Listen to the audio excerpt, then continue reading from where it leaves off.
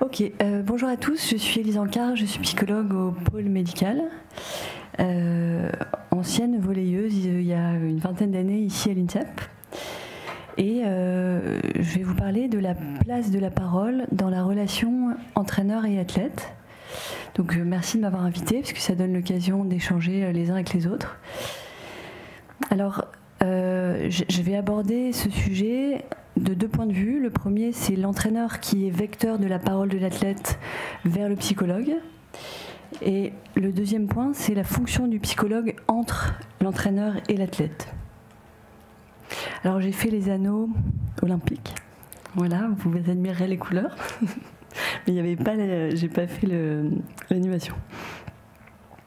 Alors, en termes d'outils de communication, je vais vous parler de trois pôles, trois polarités. Alors, la parole, qui est un outil de communication, permet de nommer, de différencier et elle permet de se représenter. Hein, quand on rentre dans le langage, c'est aussi qu'on rentre dans un travail de représentation. La parole, elle est de l'ordre du symbolique. Hein. Qu'est-ce que ça représente ? Parfois, il y a des paroles qui signifient rien, mais qui est important de dire à tel ou tel moment. Différemment du regard, qui est un outil de communication le plus important, et qui est de l'ordre de l'imaginaire. Hein, j'imagine qu'on me regarde avec bienveillance, peut-être que c'est vrai, peut-être pas. En tout cas, le regard, il est à la fois ce qui rapproche et aussi c'est de l'ordre de l'imaginaire. Différemment de l'expression du corps, qui lui ne ment pas, hein, ce qui est de l'ordre du réel. Voilà, comment l'athlète il agit en situation. Alors, j'ai volontairement parlé de l'imaginaire, du symbolique et du réel, parce que c'est trois polarités qui nous constituent les uns et les autres, et qui à l'œuvre dans toute relation et toute communication. C'est-à-dire, pour un athlète et un entraîneur, par exemple, qu'est-ce que va représenter l'entraîneur pour l'athlète ? Symboliquement, comment l'athlète va interpréter les paroles de l'entraîneur, ça c'est de l'ordre de l'imaginaire, et qu'est-ce que l'entraîneur transmet au quotidien en termes de compétences techniques, ça c'est l'ordre du réel. De la même façon que pour l'entraîneur, qu'est-ce que représente l'athlète, donc symboliquement, hein, comment l'entraîneur va interpréter le discours de l'athlète. Et du point de vue réel, qu'est-ce que l'athlète donne à voir du point de vue du corps et de l'engagement en situation. Alors on va reparler de ces trois polarités-là, puisque c'est toujours intéressant de les avoir en tête dans la relation et dans la communication. Alors le premier point, l'entraîneur qui est vecteur de la parole de l'athlète qui va s'adresser au psychologue. Donc l'entraîneur, et c'est toujours intéressant d'avoir des entraîneurs qui sont conscients de la complémentarité avec le psychologue. Il y a d'autres entraîneurs qui peuvent le vivre comme une compétition. Alors effectivement, c'est aussi orienter l'athlète vers le psychologue, c'est aussi accepter qu'il y a des choses qui vont vous échapper en tant qu'entraîneur, puisque c'est un espace qui est confidentiel, et en même temps, c'est aussi soutenir l'athlète dans son fonctionnement personnel, dans son fonctionnement qui va l'aider à mieux vivre les compétitions. Et de la même façon, travailler en complémentarité avec le coach, c'est aussi soutenir l'entraînement. Même si parfois, entre l'entraîneur et le psychologue, on ne sera pas toujours d'accord. Mais en tout cas, il y a beaucoup d'athlètes qui sont venus parce qu'ils ont été orientés par leurs entraîneurs et sans qui, peut-être qu'ils n'auraient jamais fait de démarche personnelle de travailler sur eux d'un point de vue personnel ou en aide à la performance. Donc ça, c'est vraiment important de le savoir, puisque l'entraîneur, c'est quand même quelqu'un d'extrêmement important dans la vie de l'athlète et dont on se souvient toute sa vie. Quel que soit ce qu'il ait été ou fait, de façon positive ou négative. Voilà, donc l'entraîneur, vecteur de la parole de l'athlète qui va s'adresser au psychologue. Alors, voilà, qu'est-ce que ça veut dire psychologue?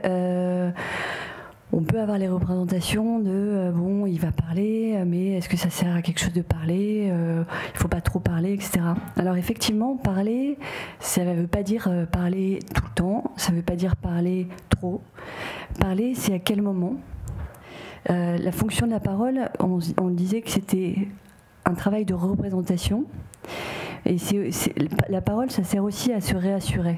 Hein, il y a des athlètes qui viennent parfois les veilles de compète pour se réassurer et être rassurés sur leurs valeurs.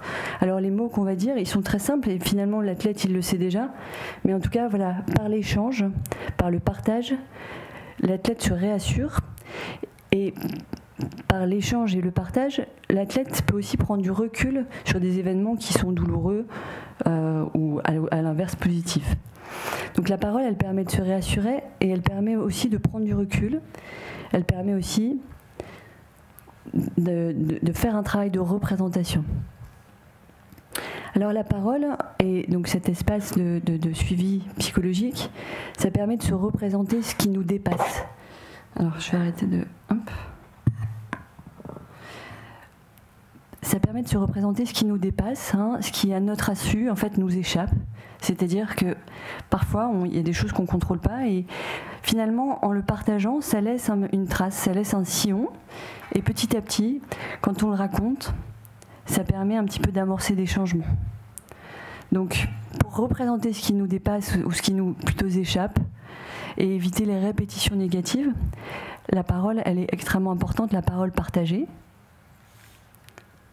qui peut avoir lieu dans le cadre de la consultation psy. Alors, la parole, pourquoi faire aussi? Pour cultiver son intériorité, sa vie personnelle. Hein, les athlètes, ils sont très exposés médiatiquement, mais aussi publiquement. Les infos, elles circulent assez facilement. L'athlète est connu pour telle ou telle chose. Et finalement, son espace personnel et intime, parfois on l'oublie complètement, puisque c'est des personnages publics. Et c'est pourtant extrêmement important, puisque tout un chacun a besoin de cultiver quelque chose qui n'appartient qu'à soi-même. Notamment quand les performances, elles appartiennent à beaucoup. Hein, quand les gens se permettent d'avoir des jugements sur tel ou tel athlète qui a été champion olympique la veille et puis la veille ou les précédents jeux et que finalement ils répètent pas les mêmes performances. Les athlètes, c'est des personnages publics et on oublie effectivement la nécessité pour tout un chacun et donc pour eux-mêmes de cultiver leur vie personnelle et leur intimité. Et cultiver, dans un deuxième temps, l'estime de soi. Alors, l'estime de soi, c'est quelque chose de assez présenté de façon générale par les athlètes qui disent « j'ai pas confiance en moi ». Alors, on ne sait pas vraiment ce que ça veut dire, hein, mais puisque encore une fois, les représentations, elles sont différentes pour chacun. Mais le lieu de consultation permet de cultiver pour l'athlète l'estime de soi à partir des événements qui ponctuent sa vie personnelle et sportive.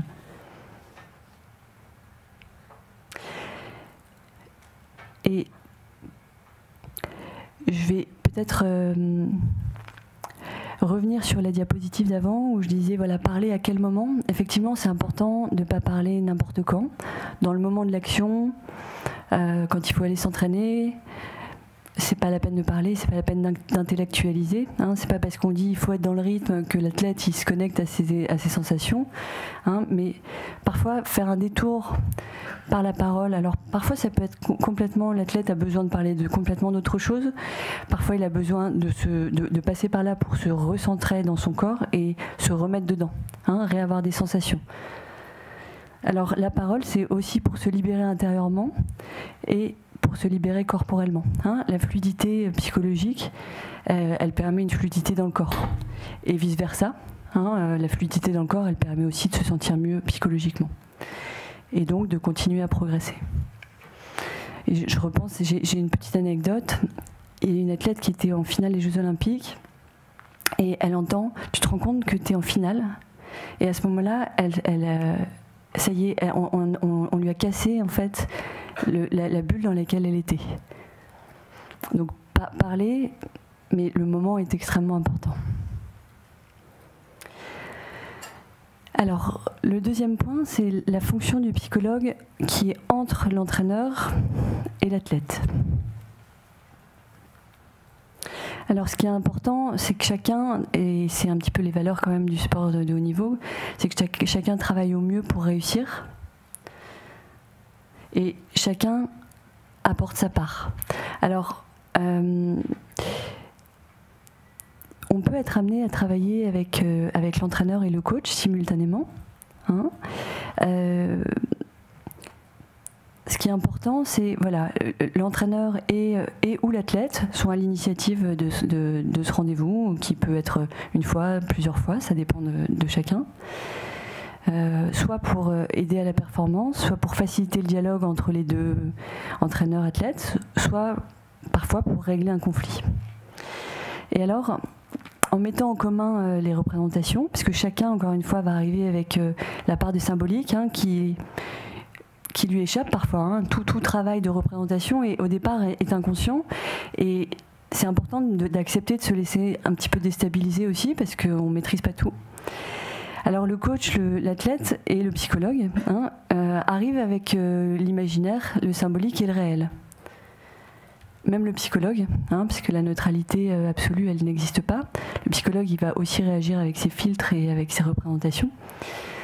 Alors, l'échange sur ces représentations, du coach, du psychologue, de l'athlète, permettent de déposer les émotions qui perturbent le travail. Je pensais à une situation où l'athlète en fait a sollicité un rendez-vous avec son entraîneur parce que en fait il y avait beaucoup de malentendus, ce que peut d'ailleurs générer la parole. La parole génère beaucoup de malentendus, contrairement au regard où finalement là il n'y a pas de malentendus. Donc l'athlète sollicite un rendez-vous avec son entraîneur. Et tout le travail a été effectivement d'identifier ce qui perturbait le travail pour les deux, mais aussi ce qui enrichissait le travail pour eux deux. Alors voilà ce que je disais précédemment, ce qui nous constitue à l'œuvre dans toute relation, c'est bien ces trois polarités-là. C'est important aussi, en cas par exemple de conflit ou d'incompréhension avec l'athlète ou l'entraîneur, de ne pas projeter toutes les attentes ou comme si c'était réel en fait. Parce que de part et d'autre, il peut y avoir beaucoup d'attentes, et puis c'est aussi ça qui est intéressant. Des athlètes qui ont parfois des attentes démesurées envers l'entraîneur. L'entraîneur qui doit être le père, le petit ami, le frère, le meilleur ami, tout. Et puis de la part de l'entraîneur qui aussi a des propres projections sur l'athlète. Parfois, tel ou tel athlète, il se joue des choses et puis on ne maîtrise pas tout, heureusement. Et puis la part de réel, ce que l'entraîneur et l'athlète s'engagent au quotidien dans ce qu'ils font techniquement, dans l'entraînement. Alors, je pense à cette situation. L'objectif, c'était de faciliter la circulation de la parole pour renforcer la cohérence et la cohésion. Il ne s'agissait pas de se centrer sur ce qui n'allait pas. Alors effectivement, c'était abordé et c'était quand même important de le faire. Mais voilà, comment faciliter la circulation de la parole, comment renforcer la cohérence entre l'entraîneur et l'athlète et la cohésion. Et aussi que chacun prenne sa part.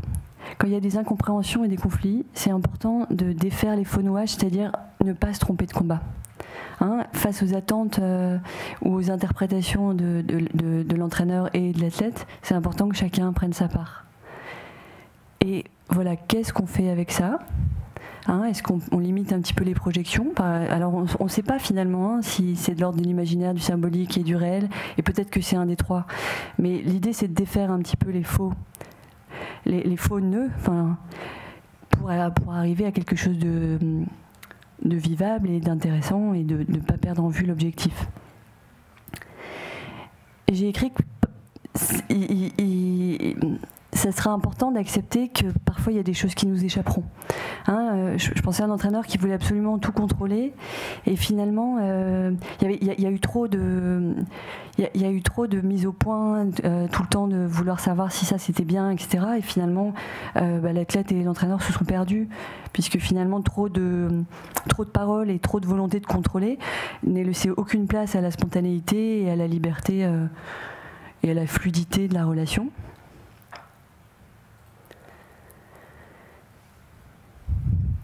Alors, une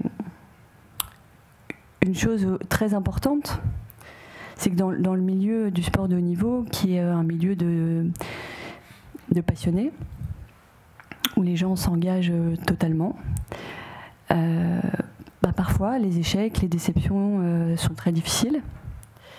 Alors, on passe d'ailleurs, je trouve que tous les jours, on entend « j'ai peur de le décevoir, mon entraîneur, je suis déçu par ce que j'ai fait, qu'est-ce que vont penser les gens si je les déçois ?» Donc je dis aux sportifs, on passe son temps à vraiment à dealer avec cette idée de la déception. Et finalement, parfois, quand on est déçu, c'est comme si tout était détruit. Et je trouve que c'est important de se relever en fait de ces déceptions et de ces échecs. Alors, je parle des déceptions qu'il peut y avoir quand finalement avec l'entraîneur ça se passe pas vraiment bien comme on voulait, ou avec l'athlète. Un échec quand la compétition s'est pas vraiment passée comme on voulait. Et je trouve que c'est important de garder une continuité, à la fois pour le sportif, à la fois pour l'entraîneur. Et la fonction psychologique, elle est là aussi pour parfois donner des nuances. Et je trouve que c'est important d'essayer de ne pas arriver à des points de non-retour entre l'athlète et l'entraîneur. Et de la même façon, de ne pas arriver à des points de non-retour avec le psychologue si parfois on n'est pas d'accord, parce que ça arrive. Et même s'il y a des conflits, c'est aussi ça qui est important de savoir dépasser, pour pouvoir mieux travailler. Et parce qu'on parlait du temps tout à l'heure, parce qu'effectivement le travail, la force et puis les belles choses, ça se construit dans le temps. Voilà, donc j'ai fini et puis place aux questions. Alors peut-être une question pour raccrocher au thème autour notamment de ce qu'a initié Marie, à savoir briefing, débriefing. Comment vous, votre groupe, notamment de psychologues du pôle médical, vous intervenez ou pas sur la question des briefings et des briefings? Alors, c'est bon? Ouais. Vous entendez? Ouais. Ok. Alors, je dirais que l'intervention ou pas dépend de la collaboration avec l'entraîneur et de l'intérêt supposé au départ ou à l'arrivée d'ailleurs. Donc c'est un peu singulier puisque ça dépend de l'histoire et de la construction avec le sport en question, puisque parfois parfois on n'a pas besoin d'être là en fait. Donc voilà, ça dépend un petit peu de chaque situation. Je ne sais pas si tu veux rajouter quelque chose, puisqu'il y a mon collègue qui est là, donc. C'est un peu vague, mais bon, voilà, j'ai pas trop de... Et dans une situation, disons, où il y a des briefings, est-ce que vous avez des procédures particulières? Est-ce que vous avez des étapes par lesquelles vous passez pour construire ces débriefings? Ou est-ce que ça se fait au fil de l'eau? Alors, il n'y a pas de protocole, par exemple, bien établi, puisque nous, on travaille en clinique, donc avec la singularité de la personne. Par contre... en termes de diffusing avec l'événement, qui soit très positif, quelqu'un qui a gagné les Jeux Olympiques, ou à l'inverse, quelqu'un qui essuie un échec très violent, c'est important que la personne elle puisse prendre du recul avec ce qu'elle vient de vivre, pour pas être totalement identifiée à l'échec qui peut être très violent à vivre. Là, je pensais à une situation où l'athlète avait perdu un match magnifique et c'était d'autant plus violent qu'elle avait tout donné pour réussir et qu'elle espérait presque, elle aurait préféré presque que ne pas avoir joué à son meilleur niveau pour être moins déçue et que ce soit moins violent pour elle. Et le débriefing, bah voilà, elle m'a appelé après sa compète parce que elle avait ça et elle savait pas quoi en faire en fait. Hein, donc l'idée c'était de désamorcer un petit peu ce qui s'était passé. Et puis donc ça sert de débriefing dans ce sens-là. Et je pense à une autre situation où c'est un athlète qui a gagné un tournoi très important et il avait besoin de partager ça. Voilà, donc c'est un petit peu au cas par cas, j'ai envie de dire.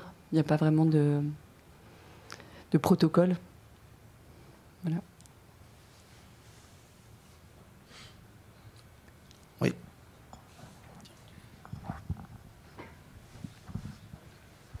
Bonjour, merci pour la présentation. Je me demandais quand savoir s'il faut parler ou pas. Dans le sens où moi je suis dans le football, on a envie de tout le temps parler, de donner des indications, mais comment savoir à un moment donné qu'il faut savoir peut-être se taire et laisser cours au vide en fait. Comment savoir si on a des solutions? Bah, déjà en interprétant que le silence n'est pas forcément un vide, ça ne l'est pas. Mais c'est vrai que c'est un... Enfin, ça ne l'est pas. Ça peut l'être, hein, bien sûr, mais... j'ai une situation là. Il y a un entraîneur qui parlait beaucoup pour se rassurer. Hein, comme disait Marc d'ailleurs, parfois on se rassure en occupant l'espace parce qu'on veut tellement bien faire pour l'athlète, on veut tellement tout lui donner pour qu'il manque rien sur le terrain, etc., que finalement c'est un peu trop. Ça peut faire des effets d'intrusion, hein, chez les sportifs où c'est trop en fait. Hein, ils reçoivent trop et finalement ça les sature et du coup ça les décentre aussi de ce qu'ils doivent faire et de leurs sensations et du fait de se mettre dedans. À l'inverse, le silence peut être aussi vécu comme un abandon. Hein, et ça, c'est vraiment... malheureusement, c'est propre à chacun. Et en même temps, si on travaille dans une dynamique d'équipe, c'est repérer un petit peu la dynamique de l'équipe. Est-ce qu'elle peut fonctionner sans vous? Est-ce que le seul regard peut être utile et nécessaire et juste? Voilà, et ça suffit. C'est important de bien observer comment les joueurs ou joueuses, je ne sais pas, comment ils fonctionnent par rapport à vous, en fait, pour adapter. Mais c'est vrai que, par exemple, vous me regardez avec un regard encourageant, je suis contente. Si, par exemple, après, vous rajoutez un mot, 2 mots, etc., je me dis, bon, en fait, ça peut potentiellement me décentrer.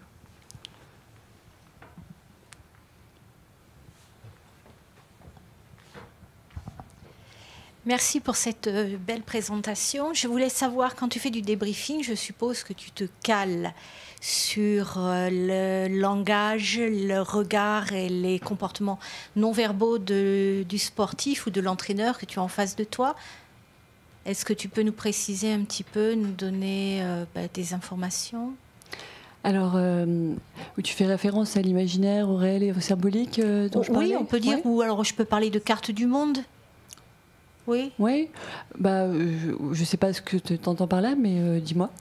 C'est-à-dire que si l'entraîneur ou le sportif utilise un langage ou fonctionne plus sur une modalité verbale, je suppose que pour être en phase avec lui, tu vas plus te caler, te synchroniser avec lui en utilisant une modalité verbale.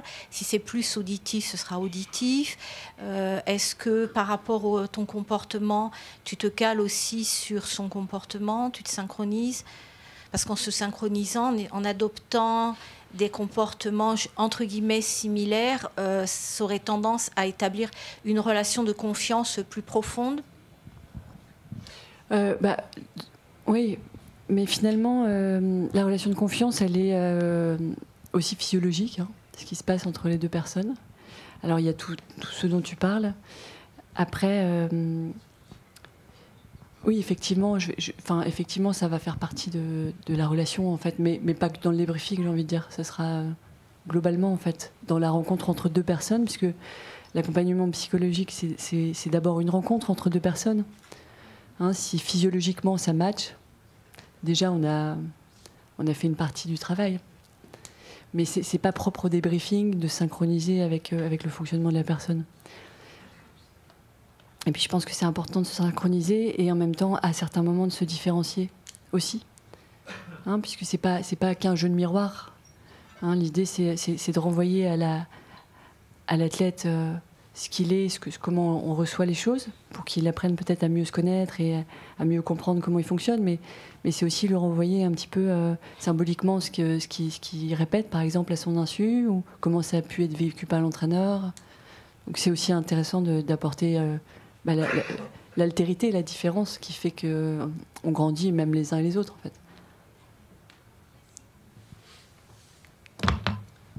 Bien, une question. Ouais.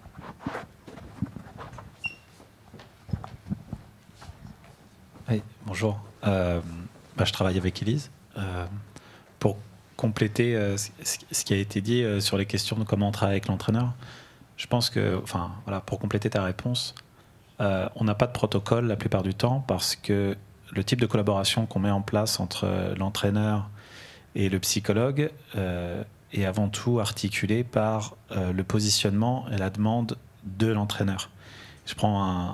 Et je me faisais la réflexion, il y a plusieurs entraîneurs dans cette salle avec lesquels j'ai travaillé, et on a travaillé avec Marc, il y a plusieurs entraîneurs, et chaque collaboration est différente, et c'est pas tant le positionnement du psychologue qui va articuler ça que la demande de l'entraîneur, son attente réelle vis-à-vis de l'athlète, et lui, la volonté qu'il a de laisser, d'avoir une position très en recul ou une position très investie par rapport à la question de la performance et aussi par rapport aux questions qui peuvent toucher, je crois, à l'intime de la vie de son athlète.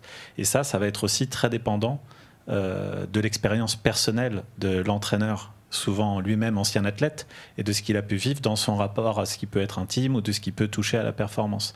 Donc la position du psychologue, elle est généralement malléable vis-à-vis de ça. C'est-à-dire qu'on va s'adapter à la demande qui est en face de nous, et on va faire évoluer ça aussi dans le temps. C'est-à-dire que c'est pas quelque chose de figé.